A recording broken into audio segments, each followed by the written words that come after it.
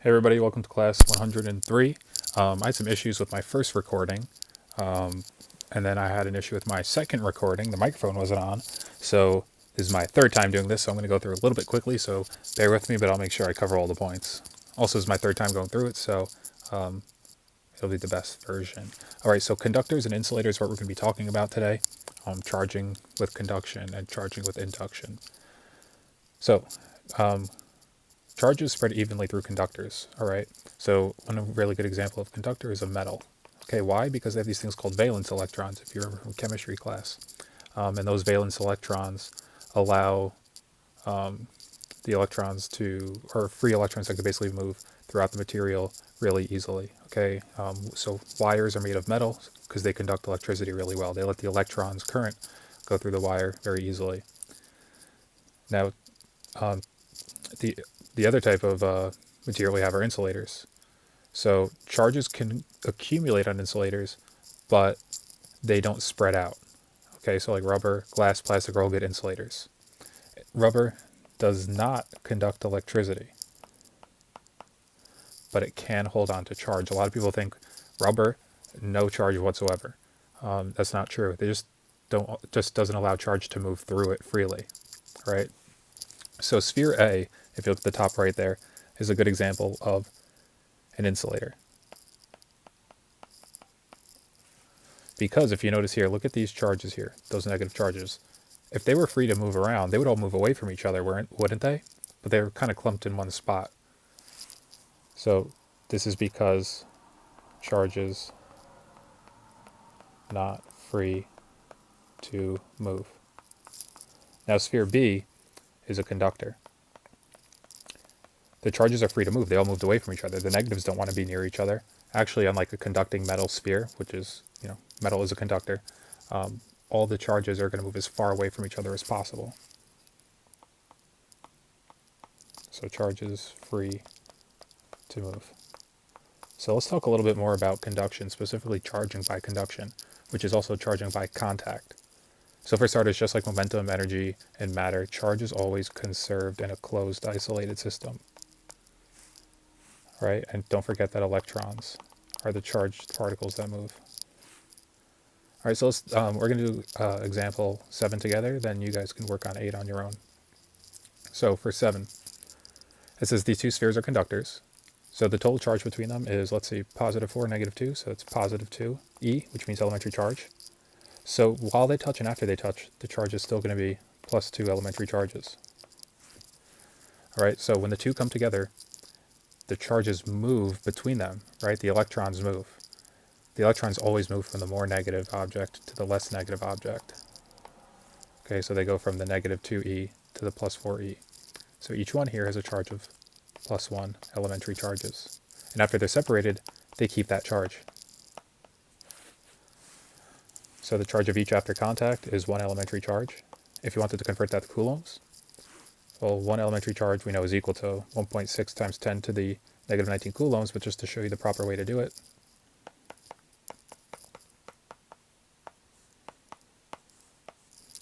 and you get 1.6 times 10 to the negative 19 coulombs. All right, now try this one on your own, and then check out what the answer is. All right, so the total charge here is plus 8 coulombs. So we're doing coulombs now, not elementary charges. So while they touch, it's still 8 coulombs. After they touch, still 8 coulombs. But while they touch, they each have a charge of 4 coulombs. And after they're removed from each other, they still have a charge of 4 coulombs. So basically, you just average out the charges, add them up, divide by 2. Now, this one's a little bit tricky. Where did the electrons move from and to? Remember, the more negative one. But neither of them are negative. Well, actually, positive 2 is more negative than positive 6. So the electrons move this way. All right? So you can ignore this thing right here. So the charge of each after contact is plus 4 coulombs. Now, if you wanted to know, just like bonus question, how many particles is that? Well, you start with 4 coulombs, multiply by. Now, what you want number of elementary charges. So 1 elementary charge over 1.6 times 10 to the negative 19 coulombs. If you throw that in your calculator, you should get 2.5 times 10 to the 19 elementary charges. So a lot of charges. That's what I'm charging by induction. So conduction is charged by contact. Induction is a little bit different, so let's see how that works. So these two spheres over here to the right there, they're both neutral. They have zero charge. Right? Because if you think about it, this one has 3 positives, 3 negatives. This one has 3 positives, 3 negatives. So think about what happens here. Well, a negative charge is brought near them. What's the new position of all the charges? You must account for every one of them. So all 12 of those charged particles need to be held accounted for. So first off, positive charges don't move, right? So you can just leave those where they are. Now, where did the negative charges go? They're free to move between the two of them because they're touching. So it's almost like a wire. It can move from one end to the other. Well, the negative charges, all 6 of them run over here. Now, after the two are separated, the charges still go where they are. This one is still positive. This one over here is still negative. This one has a charge of +3. Don't worry about the units, just know that it's +3. This one's a -3 because it has 3 more negatives than positives. So we still have a neutral overall, 0. Now you might not see it look like this on a test. Sometimes on tests, they show it like this, where they make it look like all the positives moved to the left and all the negatives moved to the right. I don't like that much because that makes it look like the positive charges move. But just keep in mind that it still has the same idea, that the left is positive and the right is negative. But obviously that's not an entirely accurate picture because it looks like the positive charges move. So this is charging via induction as opposed to conduction, which we just saw. Now let's talk a little bit about electroscopes. They're used to detect charge. Okay, they can't tell you if the charge is positive or negative, but they can tell you that charge is there. So check out the video link here for what an electroscope looks like in action. So what makes up an electroscope? An electroscope is made up of a metal knob connected to a metal rod, connected to thin metal leaves, usually made of gold. And remember, metal is a conductor, so electrons move freely. Though, when I do these, I'm going to kind of make it look like positive charges are moving too. So basically the way it works is there's this metal disc up here, or knob. It's connected to a metal rod, which is connected to metal leaves. Everything else you don't have to worry about. That's what you have to focus on. That part I just drew. So basically, an electroscope generally starts off as neutral, has positives and negatives.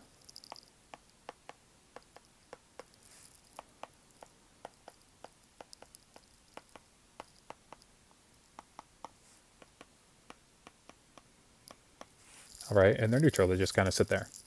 And these leaves at the bottom are free to move. Okay, so if the two leaves have the same charge, they're going to move apart. If the two leaves have opposite charge, which will never happen, they're going to move together. Or they just sit the way they are, straight down. But they're never going to have opposite charges. All right, so we have 4 scenarios here. I'll do the 2 on the left, and then I'll ask you to try the 2 on your right, and then we'll go over them all. So here's the first scenario. We bring a negative rod near an electroscope. So what's going to happen? Well, the electrons are going to move, right? They're all going to run to the bottom. They're going to run away.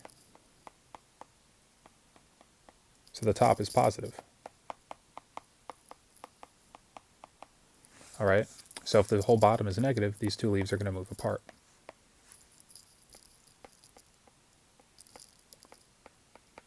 But here's the deal. The electrons, the overall charge, what I should say is the overall charge doesn't change. Okay, so it remains neutral the whole time. Okay, so after they move apart, okay, they actually move back, and you remove the rod. They actually move back to their original positions. So they move apart and back after removing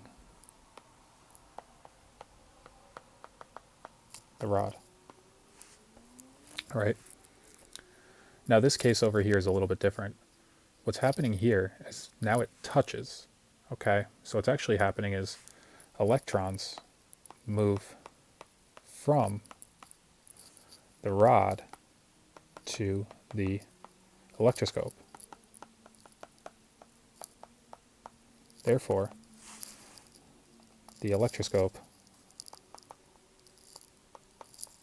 becomes negative. All right, it gained the electrons, it took them from the rod.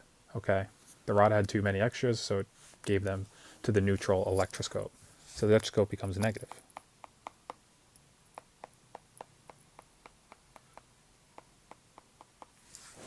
So again, the leaves move apart and stay apart because it's just negative now. Okay? Even after you remove the rod, it already gave the electrons to the electroscope. So the whole thing is negative, including the leaves. So it moves apart. And they stay apart. Now try out the positive ones and we'll go over it in a second.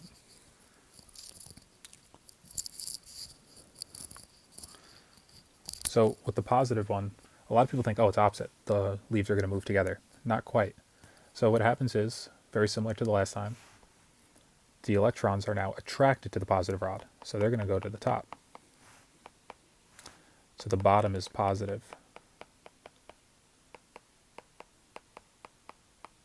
All right? But same thing. These are going to move apart. And they're going to move back together after you remove it. So actually, I can actually copy all of this stuff. This actually, none of this changes.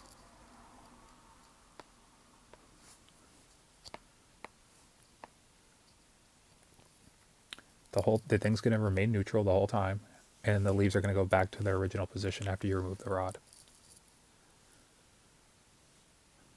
Now this one, what's going to happen? Well, where the electron's going to go? The rod is going to take away some of those electrons, and it's actually going to make this neutral electroscope into a positive electroscope. So very similar. They're going to move apart.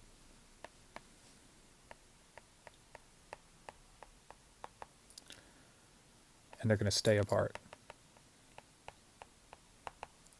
Okay? The electrons, though, this time they move from the electroscope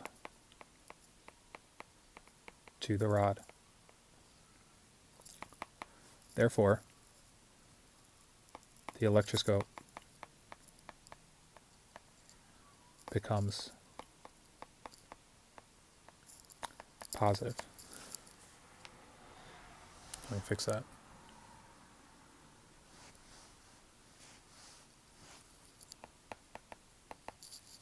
All right, let's do some practice questions. You should be pausing them, trying to do them on your own, and then we go over them.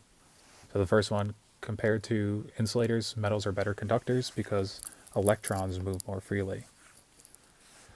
Number 21, A, B, and C all refer to the image to the right. So after the two spheres touch, what is the charge on each? Well, they have a total charge between them of 3 times 10 to the negative 7 coulombs. So how much does each one have? Well, divide it by 2. So they each have 1.5 times 10 to the negative 7 coulombs. All right, so how many excess protons does each one have? So we have 1.5 times 10 to the negative 7 coulombs times, start our fraction, one elementary charge. You could write 1p there for proton, but it's an elementary charge, 1.6 times 10 to the negative 19 coulombs. If we throw that in our calculator, we should get 9.375 times 10 to the 11. So that's how many protons we have. If you accidentally multiplied, you would have gotten a number less than 1, which doesn't make sense. You can't have less than 1 proton. So which sphere gains electrons? Remember, electrons always go from more negative to less negative. So electrons are going from B to A. So electrons B to A. So A is gaining electrons. So try out these two on the bottom. See how you do, and we'll go over it in a sec. So the spheres are all metal, so they conduct electricity. Okay, so charges can move freely. So when you bring a positive rod near them to the left side, where do the electrons go? Well, electrons are going to go to the positive rod, aren't they? So you could easily eliminate this choice and this choice. Now you might be thinking it's choice 2, but remember, the charges can move between the two objects, or between the three objects, because they're touching. So there we have our choice. And this last one here, sphere A has an excess of 6.3 times 10 to the 10 electrons, so sphere A is very negative. And sphere B is neutral. They do not touch, so sphere B is going to be neutral the whole time. There's no transfer of charge, so you can eliminate these two because those are not neutral. And it looks like the electrons are going to run away from A, so it's going to be B. Actually, choice 4. All the electrons go to the right, all the protons are on the left. So this is a bit of a review from a couple classes ago. On the exit ticket, a few people missed this one.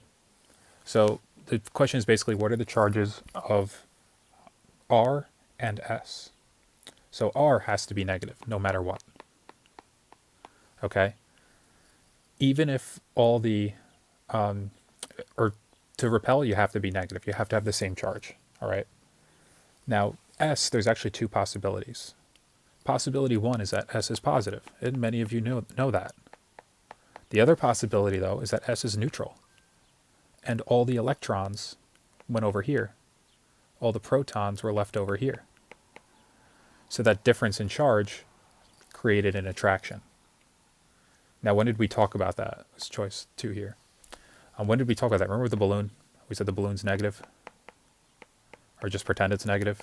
And it's brought near a piece of paper. How the heck does it pick up a piece of paper if the paper is neutral? How does it attract the wall, or attract to the wall if the wall is neutral?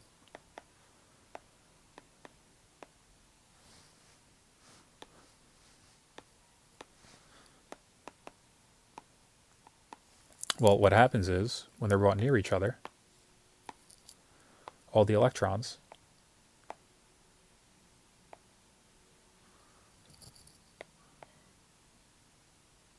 it's hard to grab that one. All the electrons run away. Over here.